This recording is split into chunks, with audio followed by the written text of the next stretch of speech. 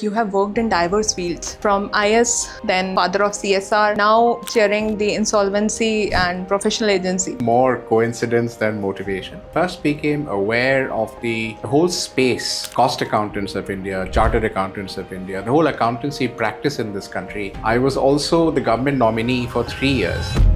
जो IPs हैं, whether they are enrolled with the other IPA or our IPA, वो हमारे पास आ रहे हैं for the development. They are attending our program. They are appreciating us, what we are doing currently. We are doing certificate programs pan India. We are also organizing weekly 2 programs. The real differentiator is how active we are. One is the quality of the programs that we provide. The second is the frequency that we provide. And perhaps the third one is the variety that we provide. So we do certification, residential course, online course. The person who enrolls must find value. Our bottom line has been every day, what better value can we provide?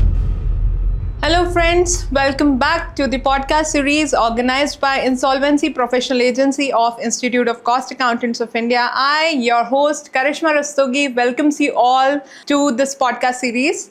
And today we have a very special guest with us, Dr. Bhaskar Chatterjee, sir. He is a very well-known personality in this corporate field.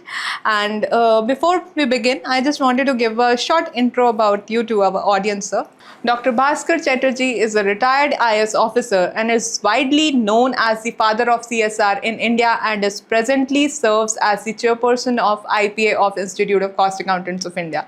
Over a distinguished 41 years of career in Indian administrative services, he held pivotal positions including Secretary of Ministry of Heavy Industries, Director General and CEO of the Indian Institute of Corporate Affairs, and CEO of the Anil Agrawal Foundation. He was instrumental in shaping India's landmark CSR legislation under Section 135 of the Companies Act 2013, making India the first nation to mandate corporate social responsibility. His work has guided both government and corporate institutions in embedding sustainability governance and ESG practices. Dr. Chatterjee has been honored with several prestigious awards, including Nehru Award for Literacy and Education, the Sustainability Award for Extraordinary Contribution in Social Sustainability, and a Lifetime Achievement Award for CSR. Today, his leadership at IPA-ICMAI brings the unmatched expertise in corporate governance, insolvency, CSR, ESG, and sustainability position. He is one of the most respected voices in India's governance and professional ecosystem. So I would like to welcome you, sir, to our podcast, and thank you, sir, for agreeing to come on our podcast today. Thank you very much. So before we begin, I just wanted to know more about you, sir, from your self. I just wanted you to brief about your career journey, what you have, it is 41 years since you are working. I want you to please tell our audience about your role and your journey, sir. Well, my stint in the Indian Administrative Services began in 1975. And as you rightly said, I stayed in government for about 41 years. Yes, sir. 36 of those years was in the regular government service when I was secretary in the department.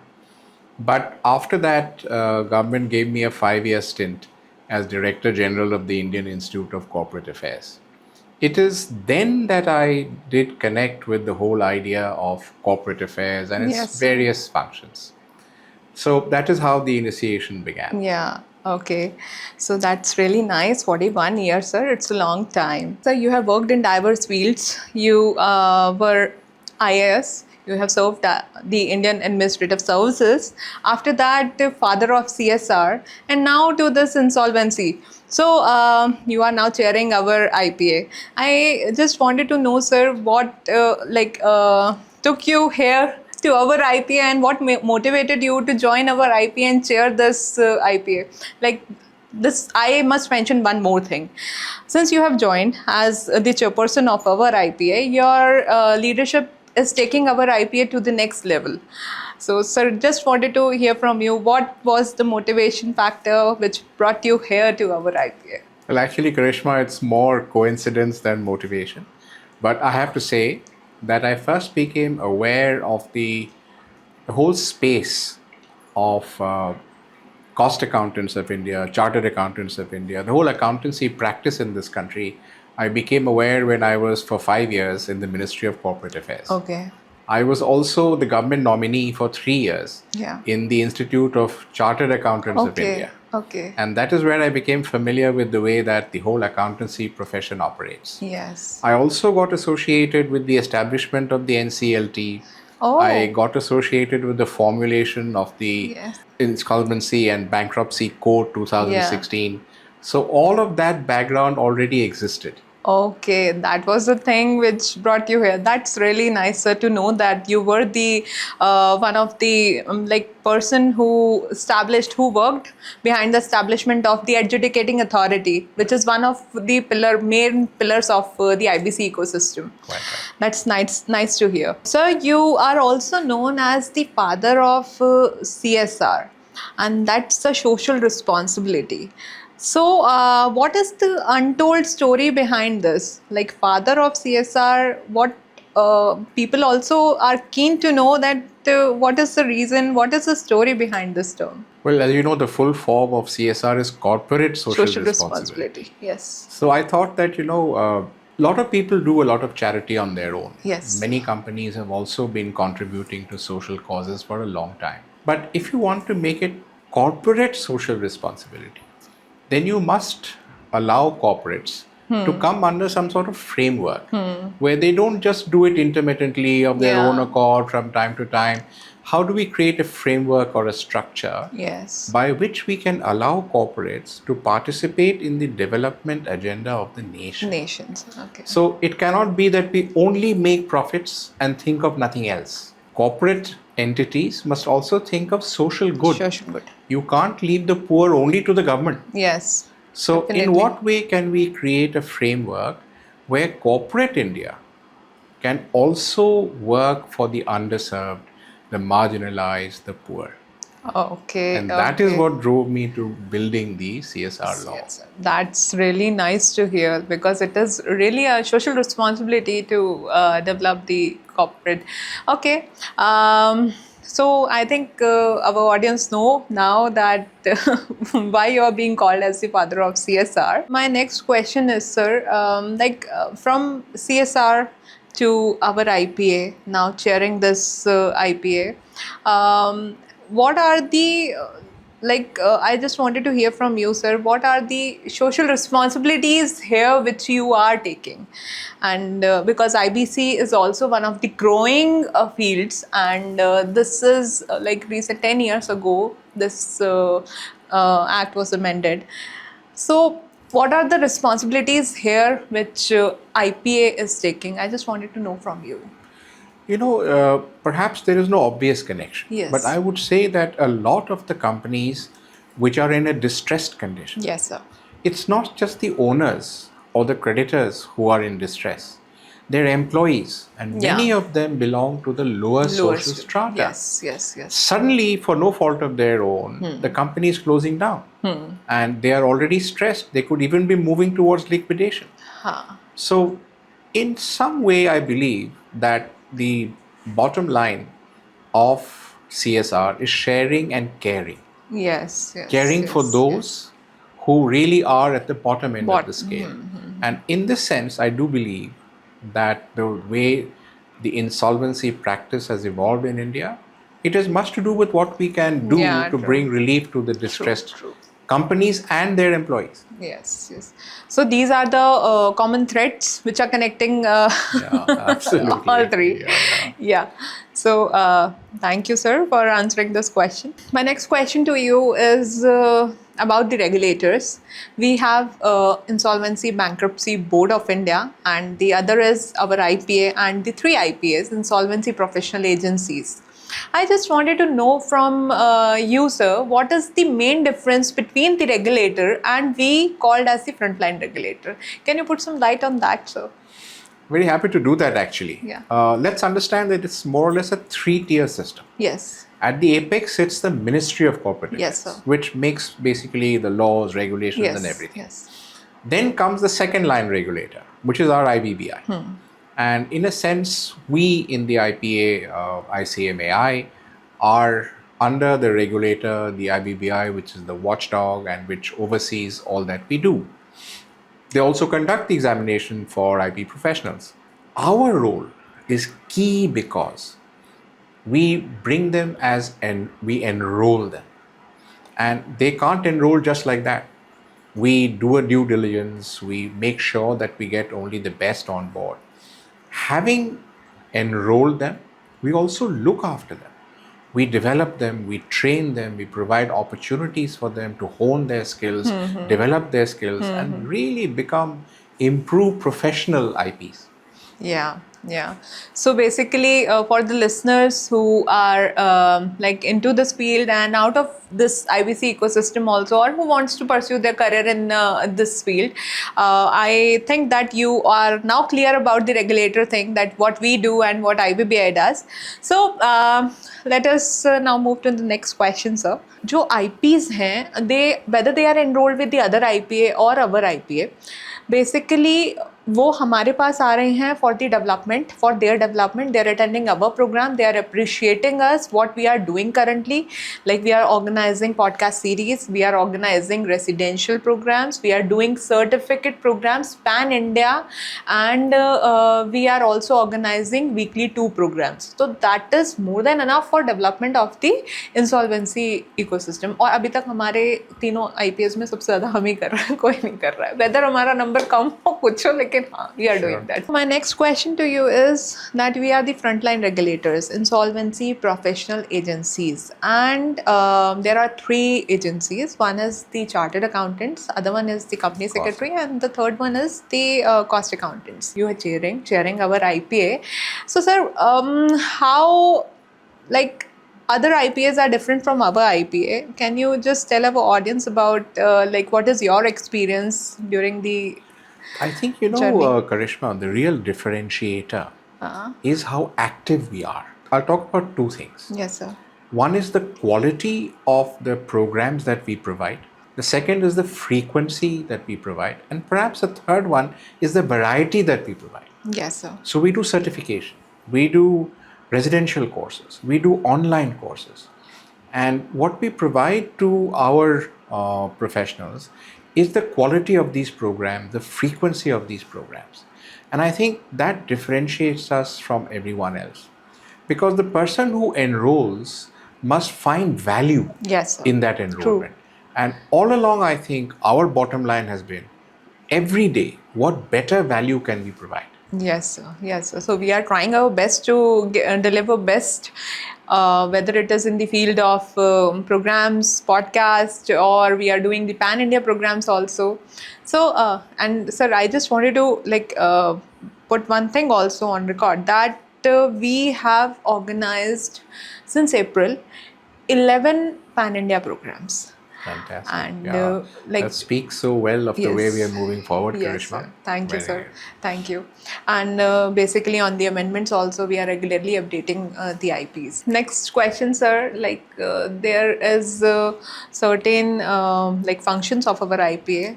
One of them is grievance handling, and you are chairing our grievance and complaints committee, grievance redressal committee, what we term as. So can you put some light on this question as well, that chairing grievance committee, what are the challenges and what are the things which IPA has to look forward to resolve the issues of the stakeholders and this ecosystem? Very good point, Karishma. Yes, sir. See, when you handle grievances and particularly redressal, one point is the expeditiousness with which you handle it. The second is the fairness and the transparency with which you deal with the grievance. Now, what we ensured in the grievance committee is that both sides, the complainant and the person who is defending, both get an equal chance to put their perspective and viewpoints before the committee. And then we take a very, very objective view of what exactly is the real situation. When we do that, we also try to see that there is a balance between small infractions and real intent. This is part 1. Part 2 is we also try and see if the route for mediation is open. Sometimes many of these complaints, at the root there exists some sort of a rivalry or clash between people. And if we give them a chance to sit together and talk to each other and mediate the process, then we can solve that as well. Yes, sir. And the last point I wanted to say was that for some time we have been thinking that the grievance policy itself needs change. Yes, sir. And I think between you and between the managing director and myself, we are now working on that. Yes, sir, And definitely. hopefully within the next 10-15 days, we'll have a new Yes, sir. policy in place. Yes, sir. Yes, sir. That's true. And hopefully we will be streamlining the processes as per the amendments which are coming. Right. Yes, sir. So, thank you, sir, for answering this. And so, sir, recently, obviously, we have seen that there are major changes in the code. Amendment took place. So, can you put some light on this, that why it was needed and what are the major changes which have taken place in the IBC? No, I would say that after 10 years, we have amended this. And what has been done is we've taken a very close, hard look at what were the gaps still left out by the 2016 code. And I would like to draw your attention, Karishma, particularly for our listeners, that there are three things I think. There are many aspects to it. Obviously, it's a Yes, whole sir. new code. Yes, sir. But two or three things there are of real value. One is that currently it's only when the company goes and starts the process, feels its distress, that there is a process initiated. But the creditors are actually in a position to see Yes. the likelihood of the crisis much before the owners themselves. So this creditor initiated process, which now the IBC code talks about, is something of great value. Yes, sir. The second point I wanted to address, Karishma, was this, that a lot of companies have also international operations. Yes, sir. The original code didn't have any provision regarding the cross-border systems. And this new code actually admits that. And it allows and brings into the code methodologies and processes by which the cross-border framework can also be addressed. Yeah, true. Right? So, sir, we have recently seen that the model bylaws of the IPS are also amended. And one of the change in that bylaws is that IBBI will nominate one of its nominee to the governing board of IPS. What is your say on that, sir? I think by and large it should be a good move. Yes. Because having the regulator as a member of the board brings in a lot of greater credibility, Yes, sir. increased oversight. Also, there are many things that we at our level, we don't understand the bigger picture. Now, IBBI being the regulator, they have a vision of the entire piece, the way Yes, it sir. operates. Yes, sir. So, whoever represents the IBBI will be able to educate us, help us to take decisions. Also, when we refer matters to IBBI, this person will also tell us Yes, that sir. refer it in this way. It will help and guide us in the right direction. Yes, sir. So I think by and large it's a very good step, and I hope we will also have a good relationship Yes, with sir. whoever sits on our board. Yes, sir. That will help us in contributing more in the IBC ecosystem. Absolutely. Yes, sir. So my next question is a little bit different. That is on the eligibility criteria. To become an insolvency professional, we know that there is a eligibility criteria. One has to be like CA, CS, CMA, banker, advocate, or into the managerial position for 15 years. So, sir, I wanted to know CMAs. How CMAs are playing a different role than the other professionals in this field. You know, I do feel that CMAs are particularly equipped for this field. Yes, sir. And I would say that for two reasons. One is, as cost accountants, they're very clear as to the framework within which a company should operate. Where exactly did expenditures go wrong? Many of the steps that company takes in regulating their expenses and putting their investments and looking at different areas in diversifying, cost accountants are able to evaluate them very quickly, like almost as a sixth sense. The third is that they are not just cost accountants, they are also cost and management accountants. And that I think gives a different dimension. I think the others where you talked about other professions, so let's say people from the law field would see it more in a legal way, interpret Yes, it sir. more legally. Yes, sir. The chartered accountant would look at it purely from a financial point of view. the all-round um, perspective that I think a CMA has brings a different dimension to this whole process. That's true. So I think listeners, you now know that CMAs play a important role in this. Join this profession, make this profession grow. This is a good opportunity. They should come and become Absolutely, we insolvency welcome them. And professionals. as we said also beforehand, Yes, sir. it's not only just that they come into the profession, Yes. but in our organization, which is the IPA of the CMAI, what we do is, having enrolled them, the kind of assistance, direction, guidance, opportunities, Yes, hand sir. holding Yes, that sir. we give them is beyond anything else or any other organization. Yes, sir. We believe that we serve the profession and bring or raise the quality of the profession, raise the dignity of the profession. And that's the real differentiator, I think. Yes, sir. Yes, sir. Thank you, sir. My next question is about the doctors, about the insolvency professionals, about the sick people and the sick companies. So basically we see, जब हम लोग बीमार पड़ते हैं तो हम लोग doctors के पास जाते हैं, अपना ट्रीटमेंट करवाते हैं और वो मेडिसिन देते हैं और हम फिर कुछ टाइम रेस्ट लेके वो ठीक भी हो जाते हैं. सिमिलरली जब एक कंपनी गेट सिक, ठीक है, एंड उसका जब हमारे को रिजोल्यूशन कराना है because it is sick, who handles it? Insolvency professionals. Absolutely. So in this way, can we term them as the doctors of the insolvency ecosystem? Can we term IPs as the doctors? You made such a brilliant analogy, Karishma. I never thought of it that way. But Thank you, it's sir. a wonderful perspective, Thank you, frankly. sir. Let me try to bring more meaning into what you are saying. Yes, it is when a company goes sick and therefore needs someone to, one, diagnose the problem. When you go to a doctor, Yes, sir. first thing a doctor does is the diagnosis. Yes, What sir. exactly is wrong? You may feel a pain here or a pain there. The doctor is able to identify what exactly is the problem. Yes, sir. And then the treatment starts. So I think for the resolution professional, the first item is to try and understand where exactly are the pain points. And then what you might say a treatment, which is Yeah. our process, Yes. is then started. Now, one of the advantages of this entire system as it now stands is that we are not trying to take the patient to surgery immediately. Idea is not that we should liquidate them. Yes.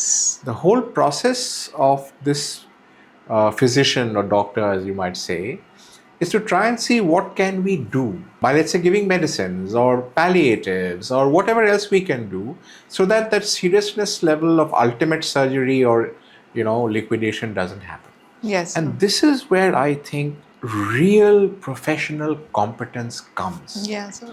Very often I've seen in this process, Karishma, and quite for some number of years, there is a tendency to go towards liquidation quickly. Yeah. Not enough time or energy or patience is given to the fact that there is a revival process Revival in process. place. We can do that.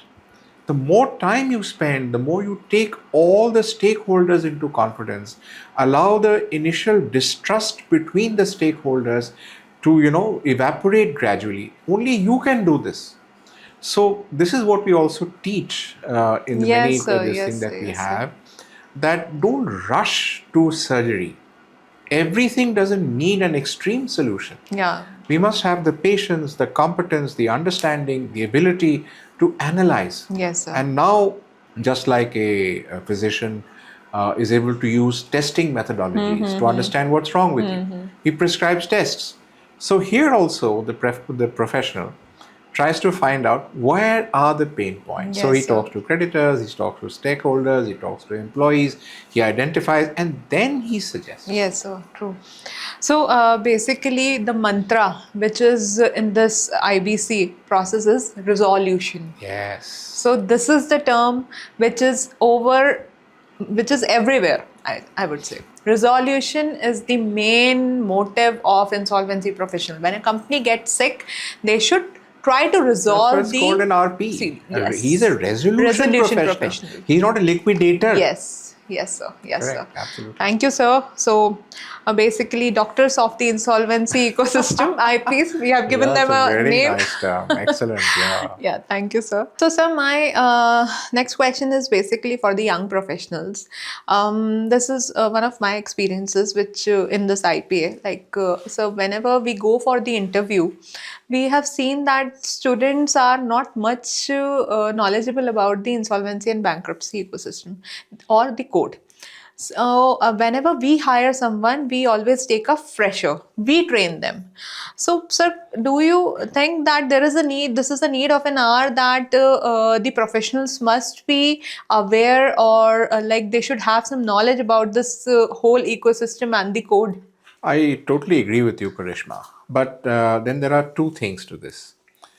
Most young professionals are not aware of the whole IP system and the whole RP system and the whole insolvency system, uh, primarily because of two things.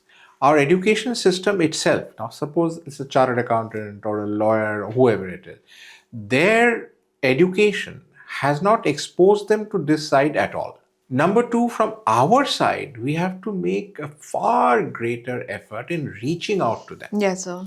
I think because the code is only now 10 years old, I mean, look at the other professions, company secretary, chartered accountant, cost accountant, they've been at it for a long time. So about those people know that these Yes, are sir. professions. Yes, sir. But for IPs particularly, this is not a well-known professional yet.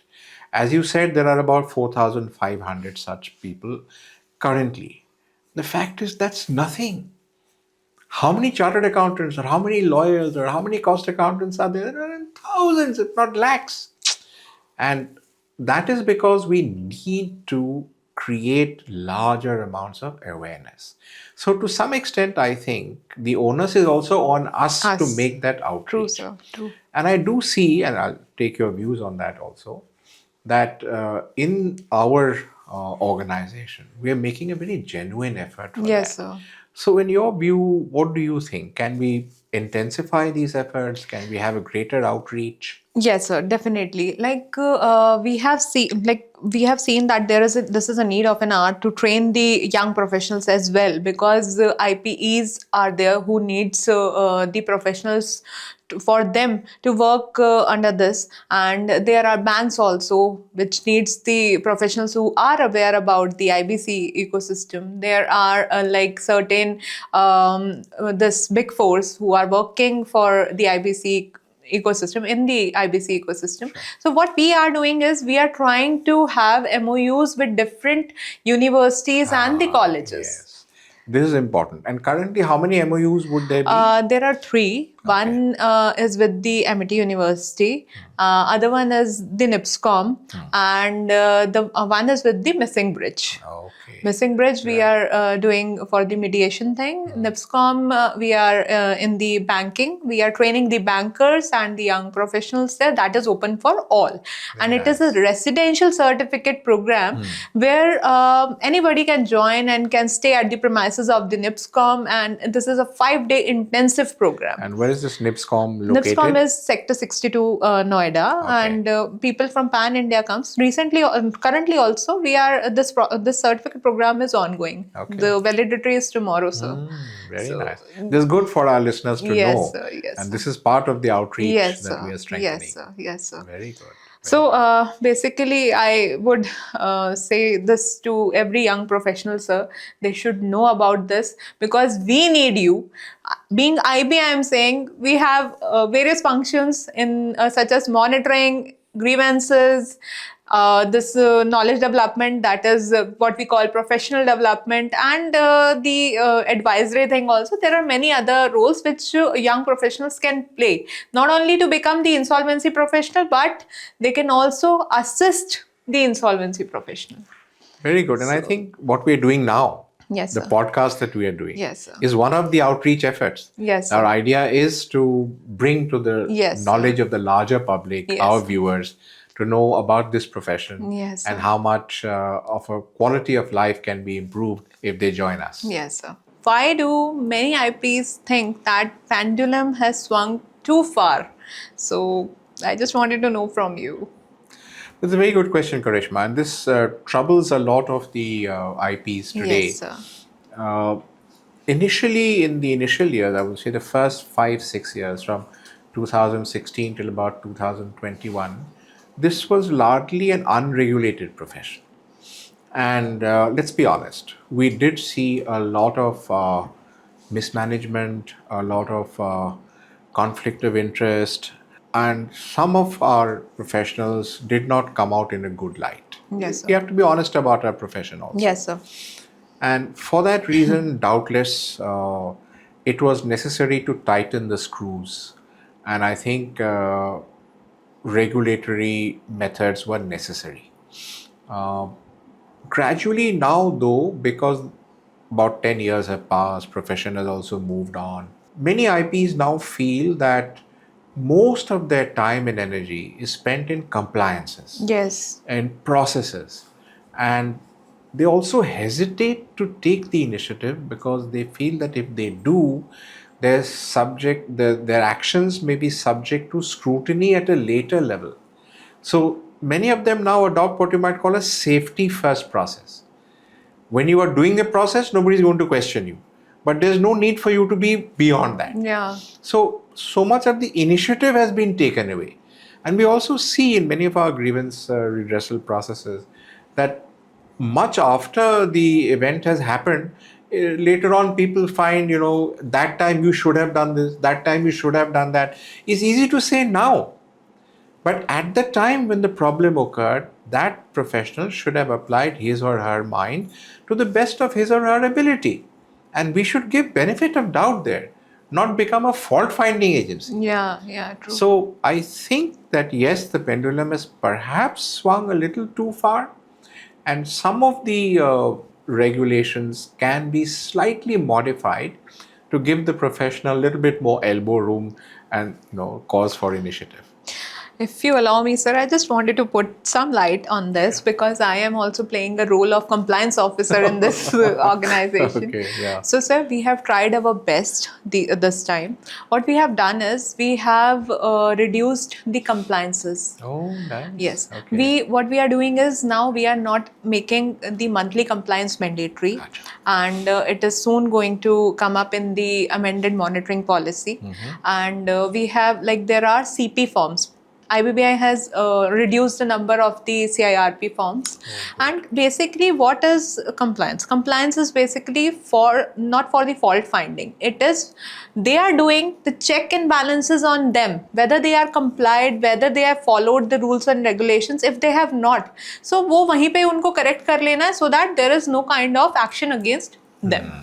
So we are also trying our best कि हम लोग भी कोशिश करते हैं जब भी हम लोग compliance check करते हैं. Our main motive is always कि हम IPs को regularly update करते हैं. उनको कोई भी मेल जाता है तो वो इसलिए नहीं जाता कि हम लोग उन्हें वार्निंग दे रहे हैं सर. हम हमेशा उनको ट्राई करते हैं कि आपका ये फॉर्म नहीं है सर, इसको कंप्लाई कर लो. One-on-one conversation is always there with the insolvency professionals who are enrolled with us. This attitude is very important. Yes. Helpful attitude. Yes, sir. If you are always trying to fault find and give warnings and notices, Yes, sir. then that makes the IP more nervous and more distressed. Yeah. Very good. This is the constructive attitude Yes, that we have to follow. Thank you, sir. We are trying our best. Let's see how we take it. Definitely. Yeah, thank you. So I'm going to ask my last question from you. That now, as we have discussed major questions about this IBC ecosystem, do you have any advice for the professionals, insolvency professionals, young professionals, or the students about this processes? First, this is an appeal through this podcast to join us in large numbers. Yes, sir. This profession has too few people on board.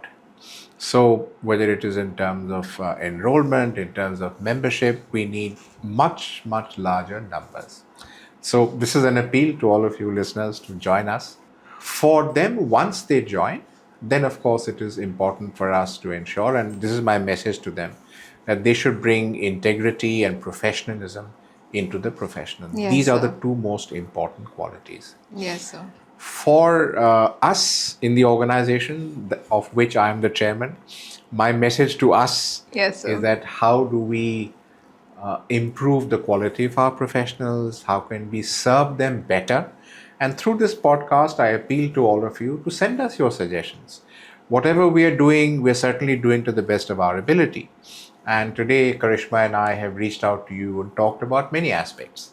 But in the end, the message I want to leave is that if you do feel that there's more we can give, other things we can do, what really you think could contribute to you and your profession in a bigger way, do let us know. We are here to serve you and happy to serve you. Thanks. Thank you, sir. Thank you. One thing I would like to mention, sir, that I am directly reporting to you as the secretary of this company, and you are chairing our IPA.